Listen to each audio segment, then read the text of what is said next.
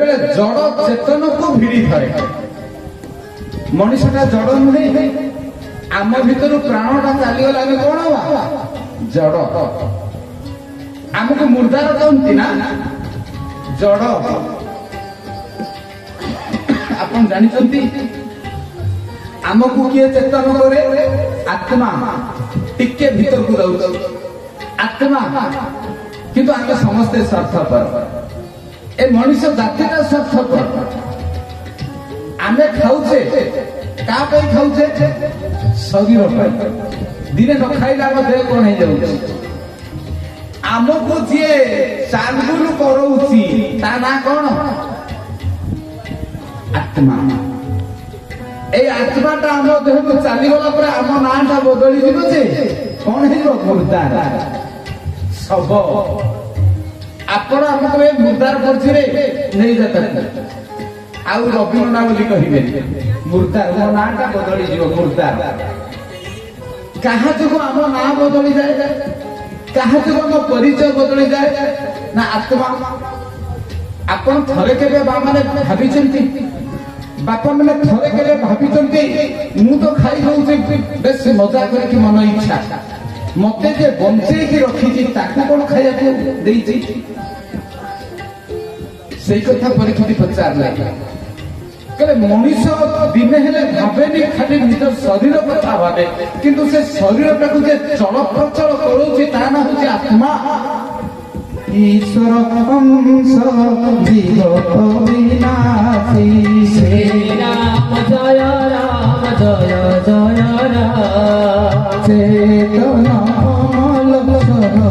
शुभराशि श्री राम जय राम जय जय राम बोल सत्यनारायण भगवान की आमको चेतन करे आम आत्मा आमे आत्मा चलीगला पर आमे जड़ हो जड़ को बांधी चेतन किए किए बांधी आत्मा हेले स्वार्थपर मनुष्य आत्मा को केवल खाया दिएनि केवल निज पेट चिंता और पाटी चिंता परीक्षित पचारे आत्मार आहार कौन जे निज आत्मा को खाया दिए नहीं से केबे हेले मुक्ति पाइब ना जे के निज आत्मा को खाया दिए नहीं ताको भगवान परजन्म में बहुत दुख देवे हेले आत्मा कौन खाए भात डाल तो खाए नहीं आत्मा तो आम देखी नहीं अनुभव करीचे आप पवन को देखी किंतु पवन जब गोटे मिनट बंद हो मरीजा निश्वास नहीं पवन देखा जाए ताकू कौन करा जाए अनुभव करा जाए नहीं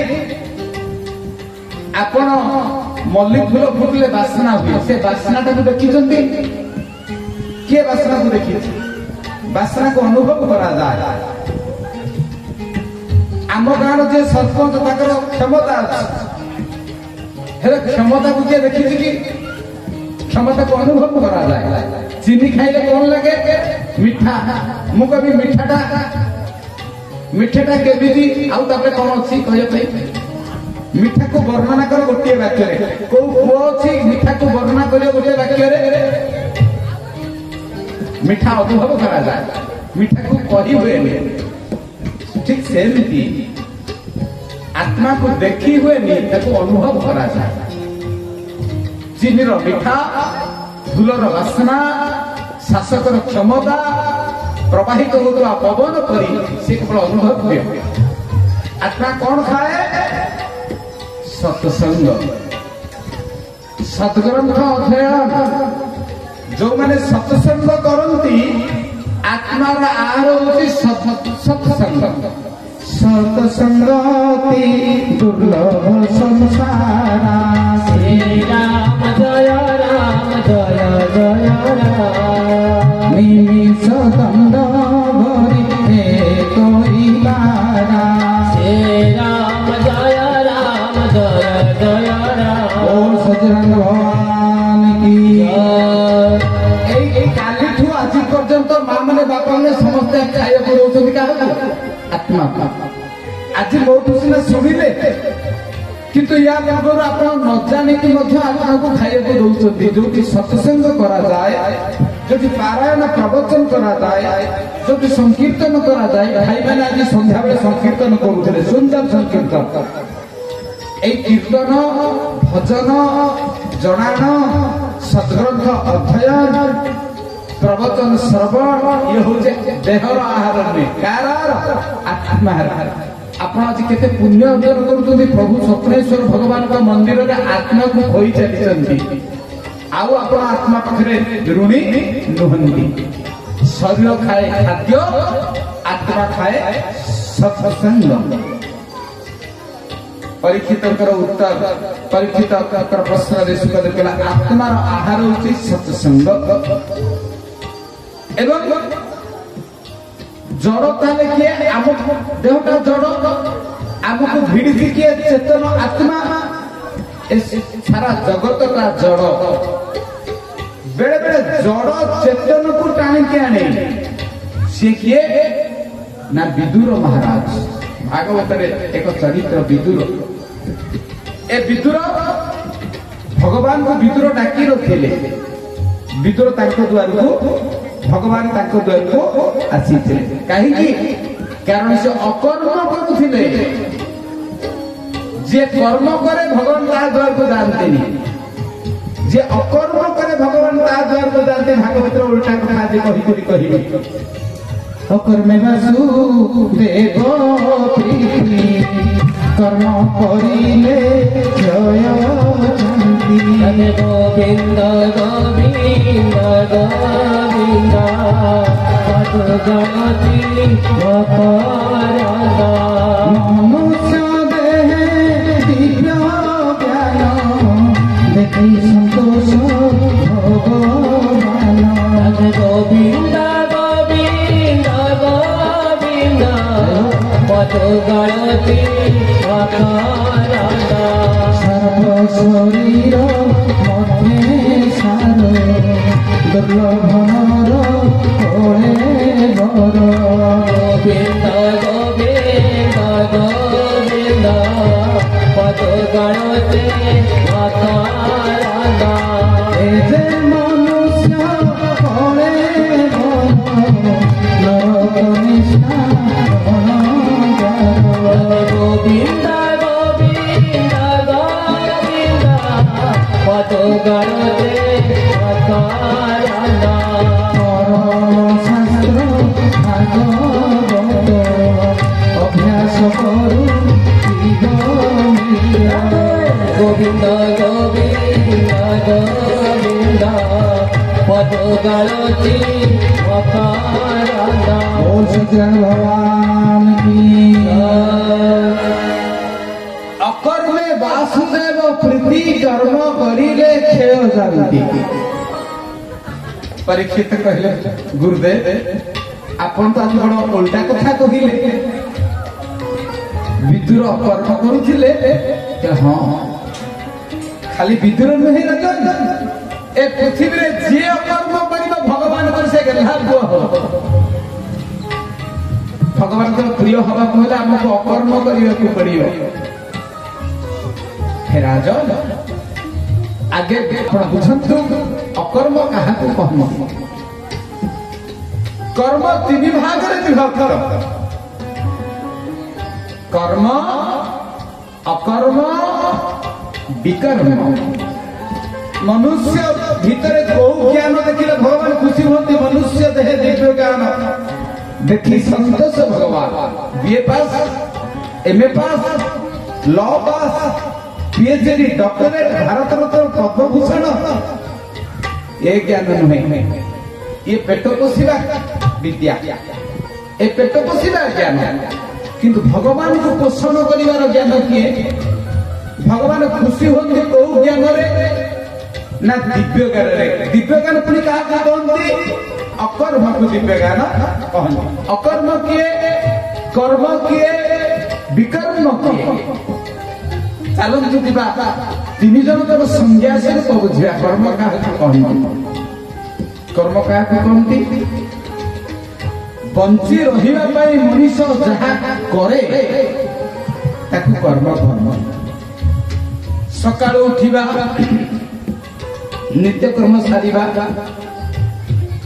ଏବଂ ପେଟ ଚାଖଣ୍ଡକୁ ପୋଷିବା ପାଇଁ କିଏ ଚାକିରି, କିଏ ଚାଷ, କିଏ ବ୍ୟବସାୟ କରେ। ଅର୍ଥାତ୍ ମଣିଷ ବଞ୍ଚି ରହିବା ପାଇଁ ଯାହା କରେ ତାକୁ କହନ୍ତି କର୍ମ। ଏଇ ହାତରେ ମୁଁ ଭାତ ଥାଳିରୁ ଭାତ ଗଣ୍ଡେ ଆଣିକି ପାଟିରେ ନ ପୁରେଇଲେ ଭାତ ଥାଳିରୁ ଆପେ ଆପେ ମୋ ପାଟିକି ଯିବ କି? ଯିବନି। ପାଟି ଭିତରକୁ ପେଟ ଭିତରକୁ ଭାତ ଗଣ୍ଡକ ବା ରୁଟି ଖଣ୍ଡକ ଯିବାକୁ ହେଲେ ହାତଟାକୁ କର୍ମ କରିବାକୁ ପଡିବ। ବଞ୍ଚି ରହିବା ପାଇଁ ଯାହା କରାଯାଏ ତାକୁ କହନ୍ତି କର୍ମ। ବିକର୍ମ କାହାକୁ କହନ୍ତି ନା? ବିକର୍ମ ରାବଣ କରୁଥିଲା ବିକର୍ମ, କୁମ୍ଭକର୍ଣ୍ଣ କରୁଥିଲା ବିକର୍ମ, ଦୁର୍ଯ୍ୟୋଧନ ଶକୁନି କରୁଥିଲେ ବିକର୍ମ, କଂସ ଶିଶୁପାଳ ଦନ୍ତବକ୍ର କରୁଥିଲେ ବିକର୍ମ। ବିକର୍ମ ଶବ୍ଦର ଅର୍ଥ ଭାଗବତର କଥା ଅନୁସାରେ ଯେଉଁମାନେ ରାକ୍ଷସୋଚିତ ଅସୁରଚିତ କର୍ମ କରନ୍ତି, ଅନ୍ୟକୁ ଦୁଃଖ ଦିଅନ୍ତି, ଅନ୍ୟକୁ ହିଂସା କରନ୍ତି। ଆଜିକାଲି ଆମ ଭିତରେ ବହୁତ ବିକର୍ମ କରୁଥିବା ମଣିଷ ଅଛନ୍ତି। ସ୍ୱାର୍ଥପର, ଦୁରାଚାରୀ, ଶୋଷଣ, ପ୍ରସଣ, ଭ୍ରଷ୍ଟାଚାର, ଦୁରାଚାର, ଅନ୍ୟାୟ, ଅନୀତି, ଅନ୍ୟ ପାଇଁ ଦୁଃଖର କାରଣ, ଅନ୍ୟକୁ ହସ ପରିବର୍ତ୍ତେ ଦୁଃଖ ଦିଅନ୍ତି, ଅନ୍ୟକୁ ହସ ପରିବର୍ତ୍ତେ ଲୁହ ଦିଅନ୍ତି, ଅନ୍ୟର ଭଲକୁ ଯିଏ ସହିପାରନ୍ତି ନାହିଁ ହିଂସା କରନ୍ତି, ଏକୁ କହନ୍ତି ବିକର୍ମ। ବିକର୍ମ କଣ ନା? ରାକ୍ଷସୋଚିତ କାର୍ଯ୍ୟ, ଅସୁରଚିତ କାର୍ଯ୍ୟକୁ କହନ୍ତି ବିକର୍ମ। ଯୋଉମାନେ ବିକର୍ମ କରନ୍ତି ସେମାନେ କଞ୍ଚା ବୟସରେ ମରନ୍ତି। ଅକର୍ମ କାହାକୁ କହନ୍ତି? ଯାହାକୁ ବାସୁଦେବ ପ୍ରୀତି ହୁଅନ୍ତି। ଅକର୍ମ କାହାକୁ କହନ୍ତି? ଯାହାକୁ ପ୍ରଭୁ ଖୁସି ହୁଅନ୍ତି ନା ଅକର୍ମ ତାକୁ କହନ୍ତି। ଅକର୍ମ ଇତି ଅକର୍ମ, ଯେ କର୍ମରେ ଯାଏନି। ଅର୍ଥାତ୍ ଯେତେବେଳେ କର୍ମ କରୁଥିବା ମଣିଷଟା ନିଜର କର୍ତ୍ତାପଣିଆକୁ ଭୁଲିଯାଏ। ଆଉ ଟିକେ ସରଳ କରି ମନ ଦେଇକି ବୁଝିବେ, ଟିକେ ଅନ୍ୟମନସ୍କ ହେଲେ ଜାଣିପାରିବେନି। କାରଣ ଏଇ ଜ୍ଞାନକୁ ଦେଖିଲେ ପ୍ରଭୁ ଖୁସି ହେବେ। ଆଉ ଆମେ ଜନ୍ମ ନବାନି ଏ ଦୁଃଖ ସଂସାରରେ। କର୍ମ କରୁଥିବା ଯିଏ ଭଲ କର୍ମ କରେ, ଭଲ କାମ ତା ଦ୍ୱାରା ହଉଥିବ। ଭଲ କାମ କାହାକୁ କହନ୍ତି? ଯୋଉ କର୍ମ କରିଲେ ଅନ୍ୟମାନେ ଖୁସି ହୁଅନ୍ତି, ଅନ୍ୟର ମଙ୍ଗଳ ପାଇଁ, ପରର ଉପକାର ପାଇଁ, ସଂସାରର ଉପକାର ପାଇଁ ଯୋଉ କର୍ମ କରନ୍ତି ତାକୁ କହନ୍ତି ଅକର୍ମ। ପୁରା କର୍ମ ହେଇନି, ଟିକେ ଅକର୍ମ ହେଲା, ପୁରା କେମିତି ହବ? ଯେଉଁ କର୍ମ ଅନ୍ୟ ପାଇଁ ସୁଖର କାରଣ ହୁଏ, ଯେଉଁ କର୍ମ ଅନ୍ୟ ପାଇଁ ମଙ୍ଗଳର କାରଣ ହୁଏ, ଯେଉଁ କର୍ମ କଲେ ନିଜର କିଛି ସ୍ୱାର୍ଥ ନଥାଏ, ଯେଉଁ କର୍ମ କରିଲେ ନିଜର କୌଣସି ଉଦ୍ଦେଶ୍ୟ ନଥାଏ, ଯେଉଁ କର୍ମ କଲେ ନିଜର କୌଣସି ପ୍ରତି ଉପକାର ନଥାଏ, ତାକୁ ଅକର୍ମ କହନ୍ତି। ଅକର୍ମ ତାକୁ କହନ୍ତି ଭଲ କାମ କରୁଥିବା ମଣିଷଟା ମୋ ଦ୍ୱାରା ଏଇ ଭଲ କାମ ହେଇଛି ବୋଲି ଯେତେବେଳେ ଭୁଲିଯିବ। ଅର୍ଥାତ୍ ଆକୁରେଟ ବା ଅବିକଳ ବାକ୍ୟରେ କହିଲେ ଏଇଆ ହବ, ଉତ୍ତମ କର୍ମ ସମ୍ପାଦନ କରୁଥିବା କର୍ତ୍ତାଟି ମୋ ଦ୍ୱାରା ଏଇ ଉତ୍ତମ କର୍ମ ସମ୍ପାଦିତ ହୋଇଛି ବୋଲି ଯେତେବେଳେ ସେ ଭୁଲି ଯାଏ, ମୁଁ ଏ କର୍ମଟା କରିଛି ବୋଲି ଭୁଲି ଯାଏ, ତାକୁ କହନ୍ତି ଅକର୍ମ। ଉଦାହରଣ ଦେବି, ଆପଣ ଭଲକି ବୁଝିପାରିବେ। ମୁଁ ଜଣକୁ ସାହାଯ୍ୟ କଲି, କିନ୍ତୁ ମୋ ମନରେ ତାକୁ ସାହାଯ୍ୟ କରୁଛି ବୋଲି ଆଉ ମନେ ନଥିବ। ମୋ ଯୋଗୁଁ ସେ ପିଲାଟା ମଣିଷ ହେଇଛି, ମୁଁ ତାକୁ ବ୍ଲଡ ଦେଇଥିଲି ବୋଲି ସେ ମେଡିକାଲରେ ବଞ୍ଚିଛି। ମୁଁ ବ୍ଲଡ ଦେଇଥିଲି ବୋଲି ବ୍ଲଡ ଦବା ବାଲା ଭୁଲିଯିବ ଯେ ମୁଁ ଦିନେ ତାକୁ ବ୍ଲଡ ଦେଇଥିଲି। ଯଦି ମନେ ରଖିଲା ସେ ଅକର୍ମ ହବନି। ଅର୍ଥାତ୍ ମନୁଷ୍ୟର ଭଲ କାମ ବା ଉପକାର କାମ କରୁଥିବା ମଣିଷଟା ନିଜର କର୍ତ୍ତାପଣକୁ ଭୁଲିଯାଏ। ଅର୍ଥାତ୍ ମୁଁ କରିଛି ବୋଲି ତାର ମନେ ରହେନି। ମୋ ଜାଗାରେ ଯିଏ ଥାନ୍ତେ ସିଏ ବି କର୍ମ କରିଥାନ୍ତେ। ଯେମିତି ମୁଁ ଟିକେ ପୂର୍ବରୁ ଆଜି ଆରମ୍ଭରେ କହୁଥିଲି ଯେ ମୁଁ କିଛି ଜାଣିନି, ଅର୍ଥାତ୍ ମୋ ଦ୍ୱାରା ସବୁ କାର୍ଯ୍ୟ ହଉଛି, କିନ୍ତୁ ମୁଁ କିଛି କରୁନି ଏଇ କଥା କହିଥିଲା ଯେ ଜାଣିକି ସେ ମୋ ଆଖିରେ ଲୁହ ଆସିଗଲା। ମୁଁ ସବୁ କହୁଛି ମୋ ପାଟି ଦେଇକି ସବୁ ହଉଛି କିନ୍ତୁ ମୁଁ କରୁଛି ବୋଲି ମୋ ମନ ଭିତରେ ଭାବନା ନାହିଁ। ମୁଁ ଭାବୁଛି ମୋ ପାଟିଟା ଆପୁ ଆପୁ କେବଳ ହଉଛି, ସିଏ ଜଣେ କରଉଛନ୍ତି ମୋ ମାଧ୍ୟମରେ। ଅର୍ଥାତ ମୋର କର୍ତ୍ତା ପଣିଆଟା ଯେତେବେଳେ ମୋ ଭିତରୁ ହଜି ଯାଉଛି ତାକୁ କହନ୍ତି ଅକର୍ମ। ଆଉ ଗୋଟେ ଉଦାହରଣ ଦେଲେ ଆପଣ ବୁଝିବେ। ଆମେ ଜଣଙ୍କର ଭଲ ଯୋଉ ବ୍ଲଡ ଡୋନେସନ ଦଉଛେ ବା ରକ୍ତଦାନ କରୁଛେ, ଆମେ ଭୁଲିଯିବା ଯେ ଆମେ ରକ୍ତଦାନ କରୁଛେ ବୋଲି, କିନ୍ତୁ କିଏ ମନେ ରଖିବା ଉଚିତ? ଯିଏ ରକ୍ତ ପାଇଛି, ଯିଏ ମୋଠୁ ରକ୍ତ ପାଇছে ସିଏ ମନେ ରଖିବା ଉଚିତ ଯେ ମୁଁ ତାଙ୍କୁ ସେ ମତେ ସାହାଯ୍ୟ କରିଥିଲେ। ଏଠି ସାହାଯ୍ୟ କରିବା ବାଲାଟା ଭୁଲିଯିବ ମୁଁ ସାହାଯ୍ୟ କରୁଛି ବୋଲି, ସାହାଯ୍ୟ ପାଇବା ବାଲାଟା କିନ୍ତୁ ମନେ ରଖିବା ଦରକାର। ଆମେ କିନ୍ତୁ ଓଲଟା କରୁଛେ। ଶେଷ ଉଦାହରଣ ଦେଲେ ଆପଣ ବୁଝିବେ, ଜଣ ଜଣଙ୍କର କିଛି ସନ୍ଦେହ ଥିବ। ଏଇଠି କହିଦଉଛି ଶେଷ ଉଦାହରଣ ସମସ୍ତେ ବୁଝିବେ। ଦି ଜଣ ମଣିଷ ସାଇକେଲରେ ଯାଉଛନ୍ତି, କଥାବାର୍ତ୍ତା ହେଇକି ପଟ୍ଟାମୁଣ୍ଡେଇ ଯିବେ। ଗାଁରୁ ବାହାରିଲେ ଯେତେବେଳେ ସାଇକେଲରେ ଯାଉଛନ୍ତି ସେତେବେଳେ ସାଇକେଲରେ କଣ କରୁଛନ୍ତି? ପେଡାଲିଂ କରୁଛନ୍ତି, ନାଇଁ ଗୋଡ ପେଡାଲିଂ କରୁଛନ୍ତି। ଇଏ ପେଡାଲିଂ କରୁଛି, ସିଏ ବି ପେଡାଲିଂ କରୁଛି। ତା ଭିତରେ କହିବେ ଆଉ ଆଜି ଚାଉଳ କେଜି କେତେ, ତୋ ପୁଅ କୋଉଠି ପଢିଲାଣି, ଝିଅ ପାଇଁ କୋଉଠି ପ୍ରସ୍ତାବ ଆଇଲାଣି ନା? ଦି ଜଣଙ୍କ ଦୁଃଖ ସୁଖ ହଉଛନ୍ତି। ମା ମାନେ ବାପା ମାନେ ପଚାରୁଛି ଗୋଟେ କଥା, ଦି ଜଣଙ୍କ ଦୁଃଖ ସୁଖ ହଉଥିବା ବେଳେ ପେଡାଲଟା ବୁଲୁଛି ନା ନାଇଁ? ପେଡାଲଟା ଚାଲୁଛି ନା ନାଇଁ? ଆଚ୍ଛା, ପେଡାଲ ଚାଲୁଛି, ଏପଟେ ଦୁଃଖ ସୁଖ ଚାଲିଛି। ଦୁଃଖ ସୁଖ କଥାବାର୍ତ୍ତା ହଉଥିବା ଦିଟା ଏକ ମଣିଷ ପେଡାଲ ଚାଲୁଛି ବୋଲି ଜାଣିପାରନ୍ତିନି। ତାଙ୍କ ଅଜ୍ଞାତରେ ତାଙ୍କ ଦ୍ୱାରା ପେଡାଲ ଚାଲିଛି ତାଙ୍କ ପାଦରେ, କିନ୍ତୁ ପେଡାଲଟା ମୁଁ ପେଡାଲ କରୁଛି ନା ତା ସହିତ କଥାବାର୍ତ୍ତା ହଉଥିଲି କାହାର ମନେ ନଥାଏ। ପେଡାଲ ଅଟୋମେଟିକ ପାଦରେ ଚାଲୁଥାଏ କିନ୍ତୁ ଏପଟେ କଥାବାର୍ତ୍ତା ହଉଥାଏ। ତାକୁ କହନ୍ତି ଅକର୍ମ। ଏଇ ଉଦାହରଣ କିଏ ଦେଇଥିଲେ? ଆଚାର୍ଯ୍ୟ ବିନୋବା ଭାବେ। ଅକର୍ମର ଉଦାହରଣ ମୁଁ ବିନୋବାଙ୍କଠୁ ପଢିବି। ଅର୍ଥାତ ପେଡାଲିଂ କରୁଥିବା ମଣିଷଟା ମୁଁ ପେଡାଲିଂ କରୁଛି, ମୁଁ ସାଇକେଲ ଚଲାଉଛି ବୋଲି ଭୁଲି ଯାଏ, କିନ୍ତୁ ସାଇକେଲ ଗଡୁଛି। ଏକୁ କହନ୍ତି ଅକର୍ମ। ତା ଅର୍ଥ ମନୁଷ୍ୟ ଯୋଉ ଭଲ କାମ କରେ ସେ ଭଲ କାମଟା ମୁଁ କରିଛି ବୋଲି ଯେତେବେଳେ ସେ ଭୁଲି ଯାଏ, ମୁଁ କରିଛି ବୋଲି ତା ଭିତରୁ ଅଭିମାନଟା, ଅହଙ୍କାରଟା, କର୍ତ୍ତା ପଡ଼ିଆଟା ହଜିଯାଏ, ତାକୁ କହନ୍ତି ଅକର୍ମ। ଅର୍ଥାତ ମୁଁ କରୁନି, କିଏ କରୁଛନ୍ତି? ସିଏ କରୁଛନ୍ତି। ମୁଁ ଖାଲି ତାଙ୍କ ହାତରେ ଗୋଟେ ମାଧ୍ୟମ ହେଇପାରି। ମୁଁ ଯଦି ନଥାନ୍ତି ସେଟା ଆଉ କାହା ହାତରେ କାମଟା କରିନିଅନ୍ତେ। ଆଜି ସେଇଥିପାଇଁ ମୁଁ ପେଣ୍ଡାଲକୁ ଆସିଲା ବେଳେ ଆଖିରେ ଲୁହ ଆସିଲା ଯେ ପ୍ରଭୁ, ମୁଁ ମରିଗଲା ପରେ ବି ମୋ କାମଟା ବି ଆଉ କିଏ କରିନେବେ। ଆପଣଙ୍କ କାମ ଆପଣ କରିଦଉଛନ୍ତି ମୋ ମାଧ୍ୟମରେ। ଏଥିରେ ମୋର ନିଜର କଣ ଅଛି? ଅତଏବ ଆଜି এই যে কথা মু কହୁଛି কহନ୍ତି অকর্ম। কারণ এটি মু কହୁନି, ସିଏ କହୁଛନ୍ତି। কিন্তু ସିଏ କହୁଛନ୍ତି ବୋଲି ଆପଣ ଦେଖିପାରୁନାହାନ୍ତି। ଆପଣଙ୍କୁ ଯିଏ ଦେଖାଯାଉଛି ସିଏ କିଛି କରୁନି, ଯିଏ ନ ଦେଖାଯାଉଛି ସିଏ କରୁଛନ୍ତି। ଅକର୍ମେବ ସୁଖେ କର୍ମ କରିଲେ କ୍ଷୟ ଜାଣନ୍ତି। ଗୋବିନ୍ଦ ଗୋବିନ୍ଦ ଗୋବିନ୍ଦ পদ গড়ছি অকারণা। মনুষ্য দেহে দিল জ্ঞান ব্যক্তি সন্তোষ ভগবান। গোবিন্দ গোবিন্দ গোবিন্দ পদ গড়ছি অকারণা। बोल सच्चिदानंद भगवान की जय। মা মানে বাপা মানে যে অকর্ম করেছি সে মন্দিরକୁ ଯିବା ଦରକାର ନାହିଁ। କାହିଁକି ଜାଣିଛନ୍ତି? ଭଗବାନ ତା ପାଖକୁ ଆସିବେ। ଆମେ ସମସ୍ତେ ଭଗବାନଙ୍କ ପାଖକୁ ଯାଉଛେ, କିନ୍ତୁ ଭଗବାନ ତା ପାଖକୁ ଆସିବେ। ପୁରୀ ମନ୍ଦିର କିଏ କରିଥିଲେ?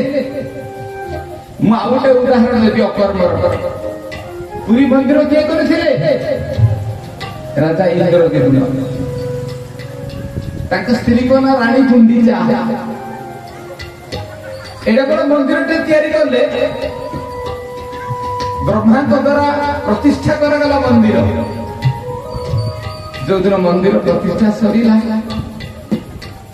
कालिया सामने जगन्नाथ कहले इंद्रद्युम्न तुम आज कौन मत मागुछ माग बर राजा इंद्रद्युम्न और रानी गुंडीचा हाथ जोड़ी देखी कहले प्रभु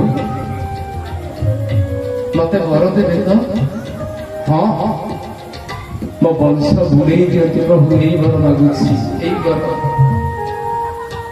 आप भगवान केवे कार्यते से दिन जगन्नाथ आखिर दुधार लुह खसी पड़ा कहले राजा किए निजर वंश बढ़ेगा मत बर मागे तुम्हें कौच मो वंश ये बुड़ी जाती कौन बाकी तुमर ये अभूतपूर्व बरदान तुमर ये अभूतपूर्व बरदाचन मो आखि लुह आसला कहीं लगे राजा इंद्रद्युम्न कहले प्रभु मो कर्म करने को चाहे एते बड़ मंदिर तैयारी कली जदि मो वंश रहे काली सकाळे मो पुओ नाती कहिबे एटा मो बापा घोषिया करिछि एटा आम मंदिर ए ठाकुरे एते बड़ मंदिर मु करिछि यही नेमती न जाने एते बड़ मंदिर मोर जमी मन न रहे मुझे मंदिर मुझे भूली जाए मो पुओ नाती जदि जन्म हे से कहे आम मंदिर आम बापा मंदिर मुझे कहली ठाकुरे मो वर्षटा बुड़े देले आउ कहीं कहू नथिबे बाप मंदिर बोली हे शांते कालिया शांते सारा जगत में कहीं न जानते मुझे मंदिर न जान जगन्नाथ कांदी पकड़े कहले राजा इंद्रद्युम्न ए संसार में कहीं तुम भली बर बाकी ना वैष्णव मैंने बाबाजी मैंने साधु मैंने मागंती मत निर्वाण दियो मोक्ष दियो वैकुंठ दियो मुक्ति दियो तुम्हें तो मुक्ति मागी था तुम्हें तो मोक्ष मागी था किंतु नहीं कि लगिल मो वंश घूरे दियो ठाकुरे भगवान कहले तुम हो तो सच्चा कर्म तुम भलिया अकर्मी कहीं नाहंती ठीक अच्छी तुम वंश बुड़ी जाओ किंतु सब मनीष निजर पिला चाहती श्राद्ध पिंड दवा मु जगन्नाथ आज प्रतिज्ञा करुछि ए दुनिया जदि कहीं अकर्म कर एक नंबर अकर्मी अकर्म वासुदेव प्रीति मुझे प्रीति तुम प्रीत राजन चंद्र सूर्य थिबा पर्यंत मु तुमर पुओ प्रत्येक वर्ष मार्गशीर मास कृष्ण पक्ष चतुर्दशी तिथि 22 पाहाचर 7 नंबर पाहाचरे मु पिंडदान करी मो तरफुर पुरी बड़ देउल जे बड़ पंडा सब वर्ष मार्गशीर कृष्ण पक्ष चतुर्दशी तिथि जगन्नाथ पक्ष से पिंडदान करेंगे राजा इंद्रद्युम्न और रानी गुंडीचा मैंने बापा मैंने आप जानते कि नहीं ए जगत में वर्ष दीथर दीपावली पालित हुए गोटे कार्तिक मासर अमावास्या दीपावली कहती बड़ बड़ुआ कहती पितृपुरुष आज ये देखिए पांजी और कैलेंडर लिखा जाए दीपावली ना हूँ देव दीपावली उत्सव अर्थात कालिया शांत पक्ष प्रत्येक वर्ष मार्गशीर मास कृष्ण पक्ष चतुर्दशी तिथि 22 पाचरे बड़ सेवक जी सी राजा और रानी गुंडीचा और राजा इंद्रद्युम्न पिंडदान श्राद्ध दान करते से दिन समस्त को मागणा भोजन दि जाए ଯୋଉଠି ଜଗନ୍ନାଥ ନିଜେ ପୁଅ ହେଇଯାନ୍ତି, ଯୋଉଠି କେବଳ ଇନ୍ଦ୍ରଦ୍ୟୁମ୍ନ ରାଣୀ ଗୁଣ୍ଡିଚାଙ୍କ ପାଇଁ ଗୋଟେ ଅଲଗା ଦୀପାବଳି ପାଳିତ ହଉଛି, ସେଇ ଦିନଠାରୁ ଆଜି ପର୍ଯ୍ୟନ୍ତ ବଡ ଦେଉଳରେ ସେ ହଉଛନ୍ତି ଚରମ ଅକର୍ମୀ, ପରମ ଅକର୍ମୀ, ଯାହାକୁ ପାଇଁ କାଳିଆ ଶାନ୍ତ ପୁଅ ପାଲଟି ଯାଇଛନ୍ତି। କାରଣ ଅକର୍ମୀ ବାସୁଦେବ ପ୍ରୀତି, ଏତେ ପ୍ରୀତି ହେଇଛନ୍ତି ଯେ ବାସୁଦେବ ଆଜି ପର୍ଯ୍ୟନ୍ତ ତାଙ୍କ ନାଁରେ ଗୋଟେ ଦେବ ଦୀପାବଳି ପାଳିତ ହଉଛି। ହେଉଛନ୍ତି ଅକର୍ମୀ। ଆଉ ଜଗନ୍ନାଥ କହିଲେ, ମା ତୁମେ ତ ବଂଶ ବୁଡେଇ ଦେଲ, ମୁଁ ଗୋଟେ ମୋ ତରଫରୁ ତୁମକୁ ଗୋଟେ ବର ପ୍ରଦାନ କରୁଛି। ସବୁ ବର୍ଷ ରଥଯାତ୍ରାରେ ତୁମ ନାଁ ଅନୁସାରେ ହବ ଶ୍ରୀ ଗୁଣ୍ଡିଚା, ତୁମ ନାଁ ରାଣୀ ଗୁଣ୍ଡିଚା, କିନ୍ତୁ ଆଜିଠୁ ମୋ ରଥଯାତ୍ରାର ନାଁ ହବ ଶ୍ରୀ ଗୁଣ୍ଡିଚା। ଆଉ ମୁଁ ହଉଛି ସେଇ ଭଗବାନ ବିଷ୍ଣୁ, ମୁଁ ତୁମକୁ ଦେଖା କରିବା ପାଇଁ ଯିବି। ଆଷାଢ଼ ଶୁକ୍ଳ ଦ୍ୱିତୀୟା ତିଥିରୁ ସବୁ ବର୍ଷ 9 ଦିନ ପାଇଁ ମୁଁ ଗୁଣ୍ଡିଚା ମଣ୍ଡପକୁ ଯିବି, ଯୋଉଠି ମୋ ଜନ୍ମବେଦୀ। ସେଇଦିନ ଠାରୁ ଜଗନ୍ନାଥଙ୍କର ରଥଯାତ୍ରାର ଉଦ୍ଦେଶ୍ୟ ହଉଛି ରାଣୀ ଗୁଣ୍ଡିଚା ଆଉ ରାଜା ଇନ୍ଦ୍ରଦ୍ୟୁମ୍ନ ଭଗବାନଙ୍କ ପାଖକୁ ଯାଇନଥିଲେ, ଭଗବାନ ପ୍ରତ୍ୟେକ ବର୍ଷ 9 ଦିନ ପାଇଁ ଗୁଣ୍ଡିଚା ମନ୍ଦିରକୁ ଆସନ୍ତି। ଭଗବାନ ଆସନ୍ତି ତାଙ୍କ ବାପାଙ୍କ ମାଙ୍କ ମନ୍ଦିରକୁ, ଭଗବାନ ଆସନ୍ତି ଗୁଣ୍ଡିଚାଙ୍କ ମନ୍ଦିରକୁ, ଗୁଣ୍ଡିଚା ଯାଆନ୍ତିନି ତାଙ୍କ ମନ୍ଦିରକୁ। କାହିଁକି? କାରଣ ସିଏ ଅକର୍ମୀ, ଭଗବାନ ତା ପାଖକୁ ଆସନ୍ତି। ତାର କାରଣ ଅକର୍ମୀ ବାସୁଦେବ ପ୍ରୀତି। ଏ ବାପା ମାନେ ମା ମାନେ ଏ କଥା ଶୁଣିଲା ପରେ ଆମେ এইଠୁ ଗୋଟିଏ ଚିନ୍ତନ ନେବା ଦରକାର। ଆମେ ଯାହା କର୍ମ କରିବା, ଭଲ କର୍ମ କରିବା, କିନ୍ତୁ ସେ ଭଲ କର୍ମର କର୍ତ୍ତାପଣିଆର ଅଭିମାନ ଆମ ଭିତରେ ଯେମିତି ଆଉ ନ ରହୁ। ଆପଣ ପୂଜା ତର୍ପଣ କରିବା ଦରକାର ନାହିଁ, ଏହା ହେଉଛି ସର୍ବଶ୍ରେଷ୍ଠ ପୂଜା।